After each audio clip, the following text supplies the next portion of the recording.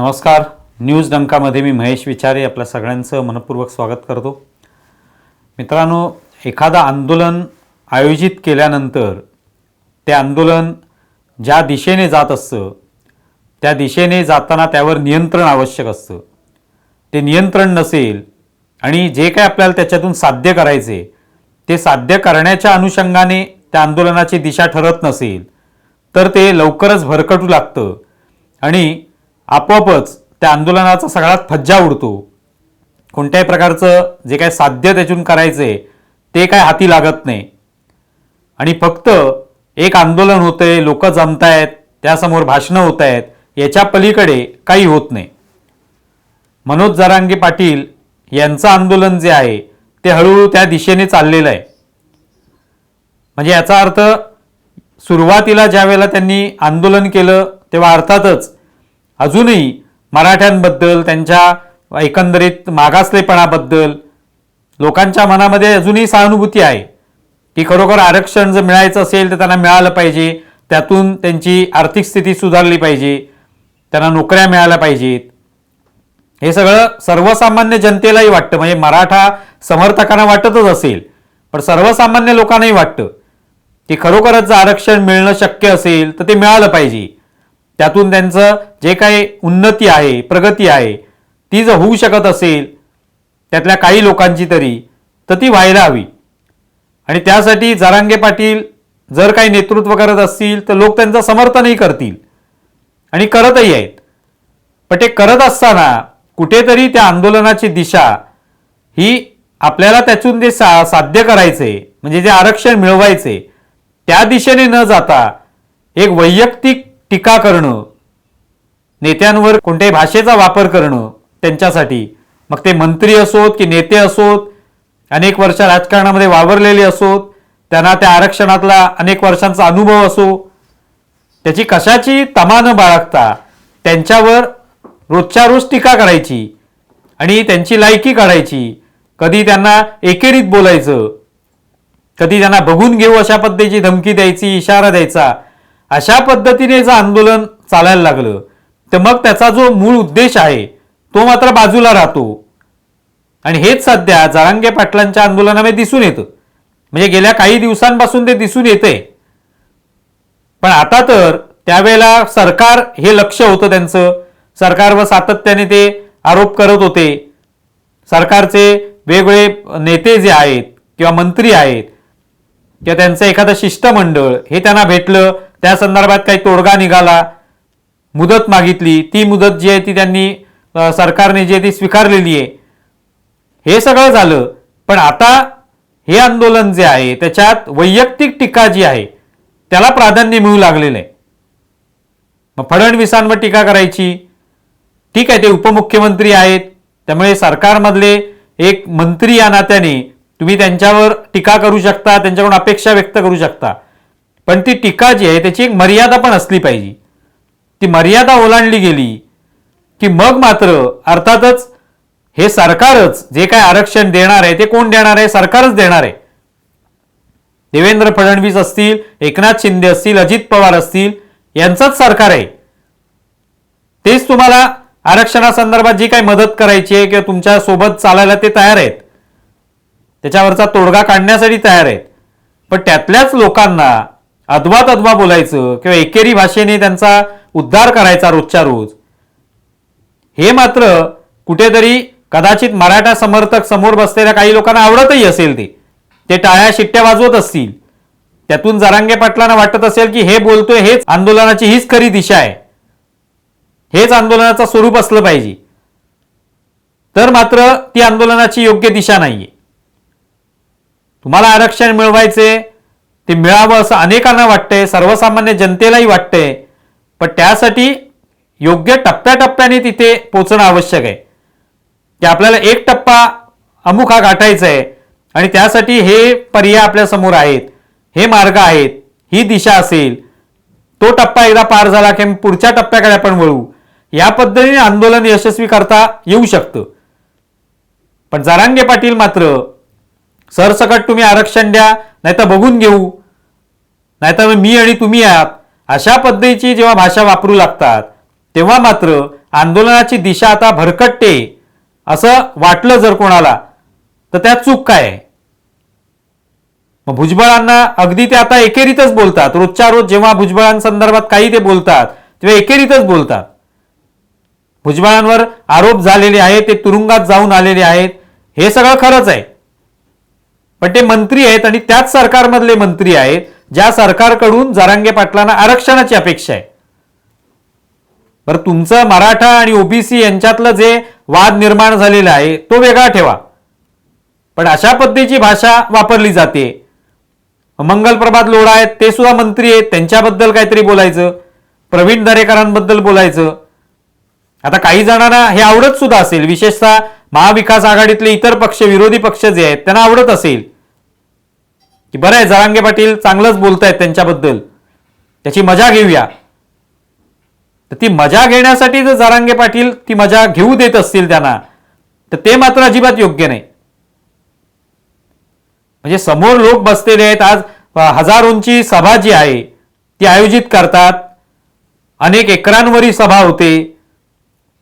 एक प्रकारे मनोज जरांगे पाटील हे एक नेता बनलेले आहेत. ते केवळ मराठा आरक्षणाचं नेतृत्व करत नाहीयेत, तर हळूहळू ते नेत्याच्या रूपामध्ये येऊ लागलेले आहेत. राजकारण करतायत असं सुद्धा कुठे कुठे शंका येते त्यांच्यामध्ये. आणि मग जर कोण म्हणत असेल की जरांगे पाटलांना कोणातरी पाठिंबा आहे म्हणूनच ते अशा पद्धतीची भाषा वापरत असतील, तर त्यात चूक काय आहे? हा पाठिंबा असल्याशिवाय एखादा सर्वसामान्य माणूस, जरांगे पाटील हे काय कुठल्या राजकीय कुठल्या तरी एखाद्या घराण्यातून आलेले नाहीयेत, सर्वसामान्य माणूस आहेत ते जेव्हा फडणवीसांबद्दल काही बोलतात, भुजबळांबद्दल काही बोलतात, किंवा मंगलप्रभात लोढा, प्रवीण दरेकर यांच्याबद्दलही काही बोलू शकतात, मग त्यावेळेला लोकांच्या मनामध्ये शंकाच येत असेल तर त्यात चूक काय आहे? की शंका लोक नक्कीच घेतील. आणि त्यातून मग हे दिसून येतं की केवळ आपल्याला लोक ऐकतायत, हजारो लोक आपल्या समोर जमतायत, अनेक एकरांमध्ये आपल्या सभा होत आहेत, आपण काही बोलू शकतो आता.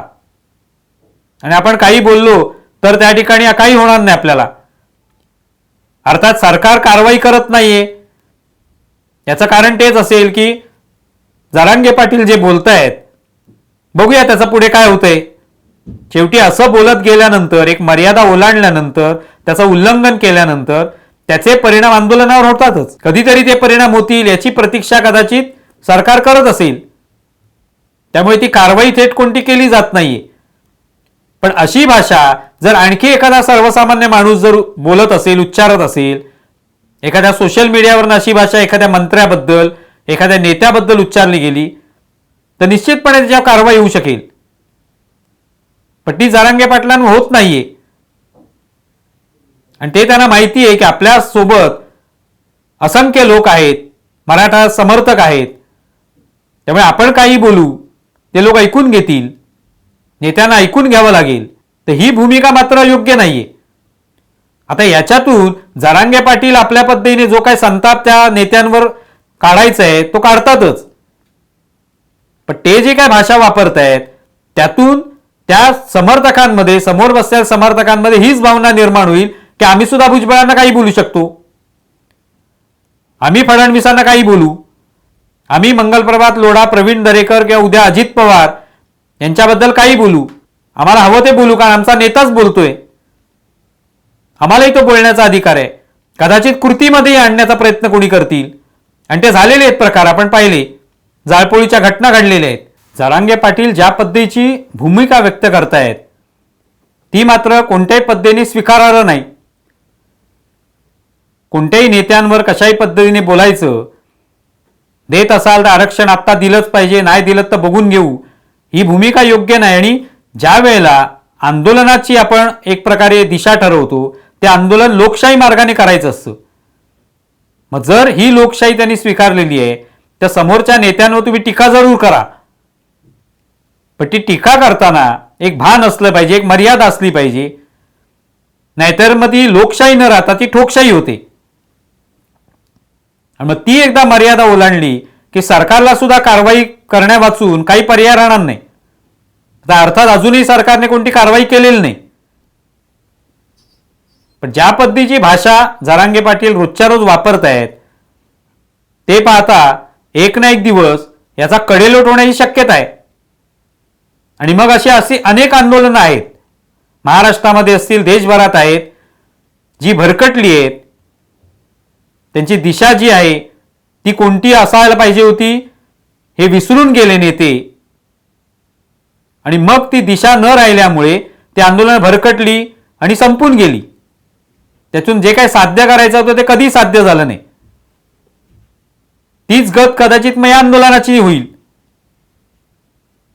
त्यातून नुकसान जे आहे ते ज्यांना खरोखर आरक्षण हवंय, ज्यांना खरोखर आरक्षणाची गरज आहे, त्यांचं नुकसान त्याच्यामध्ये होणार आहे. या नेत्यांना केवळ टीका करून त्यांच्यावर अद्वा बोलून आंदोलनाला काही साध्य होणार नाही, आंदोलनातून काही साध्य होऊ शकणार नाही, काही मिळणार नाही. आणि आंदोलनाची दिशा एकदा भरकटली की मग ते लवकरच आंदोलन संपल्या वाचून राहणार नाही. हा धोका जो आहे तो ओळखणं आवश्यक आहे.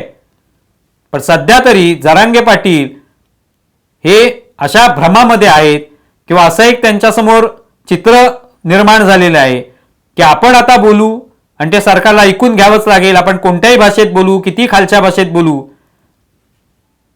एक प्रकारे जसं आपण पाहतोय उद्धव ठाकरे गटाकडून एकनाथ शिंदे यांच्यावर कशा पद्धतीची टीका होते किंवा भाजपावर टीका होते, संजय राऊत असोत किंवा सुषमा अंधारे असोत, स्वतः उद्धव ठाकरे, आदित्य ठाकरे ज्या पद्धतीने टीका करतात त्यांच्यावर, त्यांच्या विरोधकांवर म्हणजे एकनाथ शिंदेंवर आणि सगळ्या त्यांच्या सरकारमधल्या पक्षांवर, नेत्यांवर, तिथे कोणतेही तारतम्य बाळगलं जात नाही भाषेचं. तीच जरांगे पाटलांची अवस्था झालेली आहे. आणि त्यातून मग हाती काय लागेल हे येणारा काळच ठरवणार आहे. पण अर्थात मर्यादांचं उल्लंघन झालं की नुकसान हे होतंच आणि आंदोलनाला मग त्याचा फटका निश्चितपणे बसू शकतो. तर बघूया येत्या काळामध्ये काय होतंय ते. तुम्हाला व्हिडिओ कसा वाटलाय जरूर कळवा. आमचा व्हिडिओ जास्तीत जास्त लाईक करा, शेअर करा आणि आमचे यूट्यूब चॅनल सबस्क्राईब करा. धन्यवाद. आमचा व्हिडिओ जास्तीत जास्त लाईक करा, शेअर करा आणि आमचे यूट्यूब चॅनल सबस्क्राईब करा. धन्यवाद.